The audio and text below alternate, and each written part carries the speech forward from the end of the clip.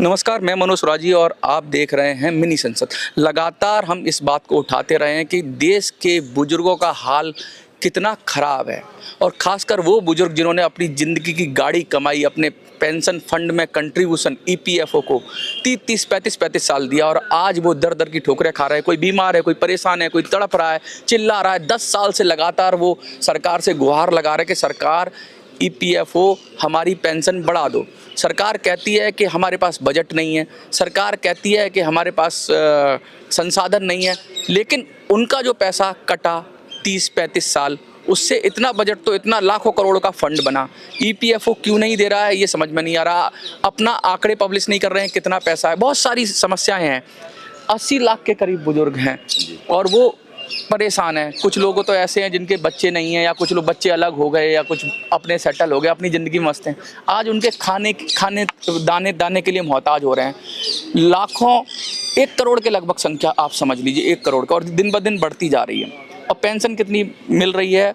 250, 300, 500, 52 लाख लोगों की पेंशन तो लगभग 1500 के से नीचे है। मतलब इतना बुरा हालात है। और देश के अंदर आप देख ही रहे हो कि जो नॉर्मल पेंशन है, वृद्धा पेंशन, दिल्ली में 2500 है, हरियाणा में भी 2500-3 हज़ार है। तो मतलब जिन्होंने कुछ कंट्रीब्यूट नहीं किया वो 2500-3 हज़ार उनको दे रही है सरकार, और इनको नहीं दे रही है। मैं एक और बता दूं, मैं परिचय करा दूं, हमारे साथ वरिष्ठ वकील हैं सुप्रीम कोर्ट के, AP सिंह जी, नाम सुना होगा आपने। करोड़ों लोग देश के पहचानते हैं इनको, बड़े बड़े चैनलों पे इन्होंने अपनी बात रखी। आज हम इनकी शरण में आए हैं, आज हम इनके पास आए हैं और हम ये इनसे जानना चाहते हैं कि आखिर इसका समाधान क्या हो। सरकार सुन नहीं रही। बुजुर्ग है ये कि भाई कहीं जा नहीं सकते, प्रदर्शन नहीं कर सकते, धरना नहीं कर सकते, कोई रेल नहीं रोक सकते, कहीं आगजनी नहीं कर सकते युवाओं के साथ। कोई पार्टी भी इनकी बात नहीं उठा रही, ना कांग्रेस ना बीजेपी, कोई पार्टी नहीं उठा रही। क्या लग रहा है? नहीं, पहले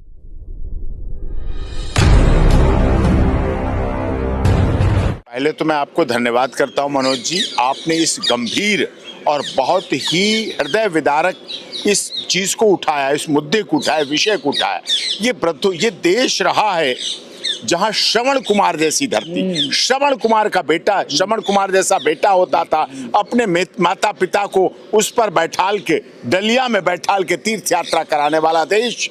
आज बुजुर्ग उनके अपनी दवाओं के लिए तरस रहे हैं। टेल्मा 80 AM, जो ब्लड प्रेशर हर बुजुर्ग को बीमारी हो रही है, दवाएं, उसकी 400 से 500 रुपए की वो टैबलेट है। वो पत्ता आता है पूरा 15 दिन का, तो 15 दिन तो 1000 की तो वही हो गई। फिर डायबिटीज की दवाएं, फिर उनको न्यूट्रियस डाइट चाहिए, फिर उनको कपड़े चाहिए, फिर उनको आने जाने के लिए चाहिए, फिर उन्हें मोबाइल फोन का रिचार्ज चाहिए, फिर उन्हें ये चाहिए। बेसिक चीजें भी पूरी नहीं हो पा रही। उन लोगों को आप नहीं दे पा रहे हैं जिनके नाम से, जिनके द्वारा आपने काम लिया, देश का काम किया, राष्ट्र हित का काम किया, नौकरियां की, और उनका पैसा कट के रखा गया। उसके इंटरेस्ट के बदले भी आप उन्हें नहीं दे पा रहे, आप उन्हें जीने के लिए नहीं दे पा रहे हैं। कितने लोग वृद्धाश्रमों में हैं, कितने शादियों के बाद। ये बीमारी किसी एक धर्म में नहीं है, हर धर्म में, हिंदू, मुस्लिम, सिख, ईसाई, जैन, पारसी, सब धर्मों में ये बीमारी फैली हुई है। बेटियां होती हमारी, वो बहू बन के जब आती हैं तो कहती वृद्धों को बाहर करो, उनके लिए कोई पैसा नहीं देना, उनके लिए कुछ खर्च नहीं करना। वृद्ध हमारे माता पिता। एक तरफ तो हमें इतिहास में दशहरा के दिन उस राम की कहानी बताई जाती है जो अपने पिता के कहने पर 14 वर्ष वनवास चला गया, और आज माता पिता को वनवास किया जा रहा है। कहां प्रभु राम भगवान अपने माता पिता के कहने पर 14 वर्ष वनवास चले गए, और आज पत्नी के कहने पर बेटा अपने माता पिता को वनवास भेज देता है, वृद्धाश्रम में धकेल देता है, और उनका जीवन खराब हो जाता है। तो इस तरह की समस्या केंद्र सरकार को भी, मोदी जी भी उम्रदराज हैं। सबका साथ, सबका विकास, सबका विश्वास और सबके साथ न्याय का नारा तभी पूरा होगा जब हमारे वृद्धों को कम से कम 7,000, 7,500 रुपए पेंशन मासिक मिलेगी, और उनके पैसों में से मिलेगी जो उन्होंने कमा रखा है, जो छोड़ रखा है। आज उनकी मूलभूत आवश्यकताएं पूरी नहीं हो पाती। आज उनको जीवन जीने का, जो बुजुर्ग हैं, 2 हैं, वृद्ध वृद्धा दोनों होते हैं, माता पिता 2 हैं, उनकी पूर्ति नहीं हो पा रही। वो बेटी को 11 रुपए नहीं दे पा रहे, उनके पास ऐसा नहीं है। वो मसोस के रह जाते हैं, उनके पोते आते हैं, नाती आती है, क्या दूं, है ही नहीं मेरे पास। फटी साड़ी छुपाती हैं, जब कोई मेहमान आ जाता है तो वृद्ध महिलाएं अपनी फटी साड़ी साड़ी को छुपा लेती हैं, चाय के कप पड़ोस से मांग के लाती हैं, तब चाय पिलाने की व्यवस्था कर पाती हैं, चादरा छुपा देती हैं फटा हुआ जो टूटे बेड पे पड़ा होता है। तो उनकी आर्थिक स्थिति को देखने के लिए भारत सरकार को प्रयास करना चाहिए और इसको बढ़ाना चाहिए।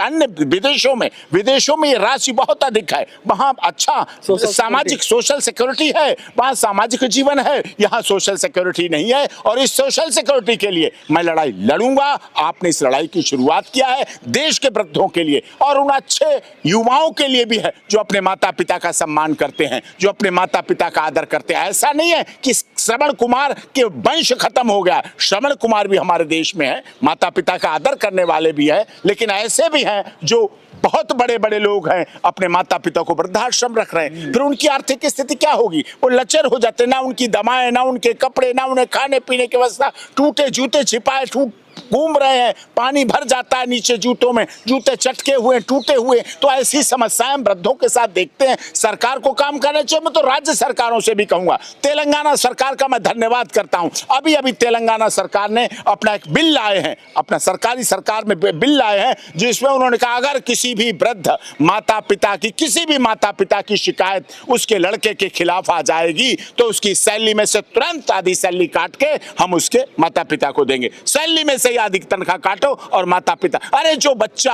अपने माता पिता को खुश नहीं कर पाया, जो अपने पेट में 9 महीने रखने वाली मां को नहीं खुश कर पाया, कितना जीवन है। आज जीवन 100 साल का तो नहीं है, आज लोग 90 तक तो नहीं पहुंच पा रहे हैं, आज तो लोग समाप्त हो रहे हैं जल्दी जल्दी, रेशियो घटता जा रहा है। लेकिन जो बच गए, जो बच जाते हैं, कुछ ही रह जाते हैं, ज्यादातर लोग 60 65 70 से चले जाते हैं, लेकिन जो कुछ रह जाते हैं उन्हें रोज मरने के लिए मत छोड़िए, उन्हें जिंदा रहने दीजिए। जिंदा रहने का अधिकार, खाने पीने का अधिकार हमारा संविधान देता है, फंडामेंटल राइट्स है, हमारा कानूनी अधिकार है। इस अधिकार को संविधान हमारा तभी सुरक्षित है। अब संविधान को विपक्ष लेके घूमता है। चुनाव में, आज बिहार में संविधान घुमाया जा रहा है, जहां चुनाव होता है वहां संविधान लेके घूमा जाता है। अरे संविधान की बात इसकी कौन कर रहा है? बुजुर्गों, कौन वृद्धों की बात कर रहा है? कौन बुजुर्गों की बात? किस राजनीतिक, मुझे कहते हुए शर्म नहीं है, किस राजनीतिक एजेंडे में वृद्धों के सम्मान की बात है? किस राजनीतिक पार्टी के, पॉलिटिकल पार्टी के एजेंडे बिहार में लागू होंगे? किसके लिए है? उस पर वृद्धों के लिए किसने एजेंडे में दिया? किसने किया? उन महिलाओं के लिए, महिला जवान महिला के लिए तो सारे अधिकार हैं, उस वृद्ध महिला के लिए अधिकार कोई नहीं है, वो लावारिश हो जाती है, वो बिल्कुल भटक। हम लगातार ये बात कर ही रहे हैं कि वृद्धों की हम बात कर रहे हैं। अभी बिहार में जैसे चुनाव है तो वृद्धों ने कहा कि भाई हम तो नोटा पे जाएंगे, क्योंकि हमें कोई पार्टी, ना कांग्रेस, ना बीजेपी, ना आरजेडी, कोई हमारी बात नहीं कर रही। एक और बात आ रही है, सिर्फ 80-82 लाख लोगों की बात नहीं है, ये 7 करोड़ लोग EPF में इनरोल हैं, जिनका पैसा लगातार कट रहा है। आने वाले समय में वो भी वृद्ध होंगे, उनके साथ भी ये घटना दोहराई जाने वाली है, यानी उनका फ्यूचर, अभी वर्तमान खराब हो रहा है बुजुर्गों का, लेकिन जो 7 करोड़ देश के लोग हैं उनका फ्यूचर खराब हो रहा है इस EPS 95 योजना के जरिए। इस EPS 95 की योजना ऐसी है कि इसका मुंह तो सुरसा की तरह है, सब कुछ निगल रहा है, ये पैसा लगातार कट रहा है, दनादन पैसा कट रहा है। जो 12% होता है एम्प्लॉयर का, उसमें से 8.33% ये योजना में चला जाता है, लेकिन रिटर्न कुछ भी नहीं मिल रहा। तो क्या कहेंगे उन 7 करोड़ जवानों के लिए जो नौकरी कर रहे हैं किसी भी क्षेत्र में, जो 20 से ज़्यादा अगर किसी संस्था में एम्प्लॉय होते हैं तो EPF में रजिस्टर्ड कराना होता है। तो और ऐसी सब संस्थाएं हैं, हाँ, सब लगभग 7 करोड़ के करीब है। मौत घर, मर गया उसको नहीं रो रहे, मौत घर देख चुकी है। हाँ। यही उनके साथ होने वाला है, उन 7 करोड़ परिवारों में भी होने वाला है। इसीलिए EPFO को भी, क्योंकि केंद्र सरकार की योजना है और केंद्र सरकार की बहुत महत्वाकांक्षी योजना है, लेकिन उसकी कंप्लायंस होना चाहिए। बजट है, उनसे पूछो कितना बजट है, नहीं बताएंगे, डिटेल नहीं देंगे, आंकड़े नहीं देंगे, धन भरा पड़ा है, लेकिन उस धन का प्रयोग क्या होगा? अगर उनको फायदा नहीं मिलेगा, उनके लिए उपयोगी नहीं होगा, उनके काम नहीं आएगा, तो उसका क्या पर्पस रह जाएगा? नहीं रहेगा। बहुत सारी बातें हो रही हैं कि भाई सरकार की तरफ धरने प्रदर्शन हुए, रामलीला मैदान में धरना हुआ, यहाँ जंतर मंतर पे धरने हुए, पूरे देश में धरने होते हैं, EPFO के खिलाफ धरने होते हैं, लेकिन बहुत सारे नेता ऐसे हैं जो सरकार से लॉलीपॉप मिल जाता है, मिनिस्टर से मिल जाते हैं और फिर वो आगे धरने की डेट बढ़ा देते हैं। तो एक तो इनकी आवाज़ उठाने वाला कोई नहीं है। दूसरा, क्या कोर्ट का क्या रास्ता हो सकता है? क्योंकि आप एक सुप्रीम कोर्ट के वरिष्ठ वकील हैं और सुप्रीम कोर्ट में आप प्रैक्टिस करते हैं और देश के बड़े बड़े केसेस आपने हैंडल किए हैं। मैं ऐसा नाम सुना है आपका कि इतना बड़ा, मतलब जो चुनिंदा वकील हैं देश के, उनमें से आप एक हैं। तो क्या करें ये वृद्ध लोग, अपनी संगठन बनाए, क्या करें, कैसे सुप्रीम कोर्ट के जरिए हक ले? देखिए, मैं तो कहता हूं, इनको एक राय देता हूं, इन्हें कहीं धरना देने की जरूरत नहीं है सड़कों पे, रामलीला मैदान और जंतर मंतर। इन्हें अपने क्षेत्र के संसदीय जो एमपी हैं, मेंबर ऑफ पार्लियामेंट, उनके घर जाएं, गिराव कर लो उनका नहीं, घेराव नहीं करें, उनके घर हाथ जोड़ के बैठ जाएं, क्योंकि कोई एमपी नहीं चाहेगा कि बुजुर्ग व्यक्ति उनके घर के आगे हाथ जोड़े बैठे हैं। शांति से मुंह पे पट्टी बांध ले, सफेद झंडा ले ले और आराम से बैठ जाएं कि एमपी साहब सदन चलेगा, आप सदन में जाएंगे, हमने आपको वोट दिया है, हमने मतदान किया है, मैंने ना पार्टी देखी, मैंने ना पॉलिटिक्स देखा, आपको वोट दिया, आपको जिताया। और जो सांसद जिस संसदीय सीट का जीतता है वो किसी पार्टी का नहीं रह जाता, वो उस क्षेत्र की जनता का होता है, आम जनता का होता है, सबका होता है। तो सबके लिए जाएं और सब पार्टियों के सांसद जब संसद में सदन सत्र चलता है तो सारे प्रश्नकाल में उठाएंगे तो निश्चित तौर पर सरकार मानेगी। वकील साहब, ये काम हो चुका है। मैं आपको बता दूं कि 18 सांसद लगभग हर सत्र में 15-20 बार तो पूछ ही लिया जाता है प्रश्न। सांसद आते हैं, प्रोटेस्ट में भी आते हैं।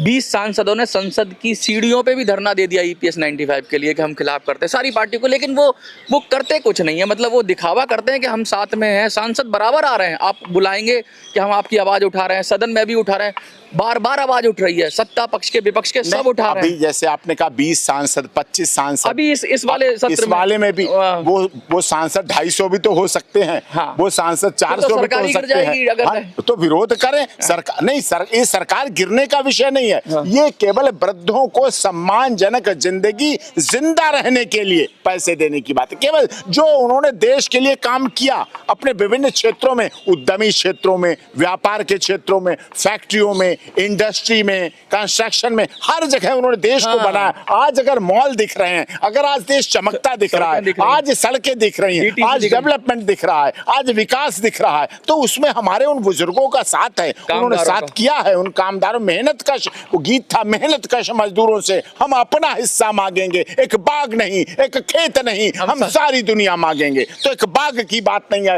एक खेत की बात नहीं है, इस सारी दुनिया की बात है, उनके अधिकारों की बात है। और अगर उनके अधिकारों की लड़ाई में कमी हुई, अगर आपको लगता है, इस बार देखेंगे सदन में, अगर संसद और सड़क फेल होंगी तो हमारी सुप्रीम कोर्ट जिंदाबाद है। सुप्रीम कोर्ट में हम उसको याचिका के लेके जाएंगे और सुप्रीम कोर्ट में उसके माध्यम से फंडामेंटल राइट का अधिकार है और जिंदा रहने का अधिकार है। तो क्या 1000 रुपए की, मैं आपसे पूछ रहा, आप सोच के देखिए, 1000 रुपए में क्या जिंदा रह सकता है? सरकारें जो कह रहे खाना पूर्ति कर रही है कि 1000 मिनिमम पेंशन कर दी।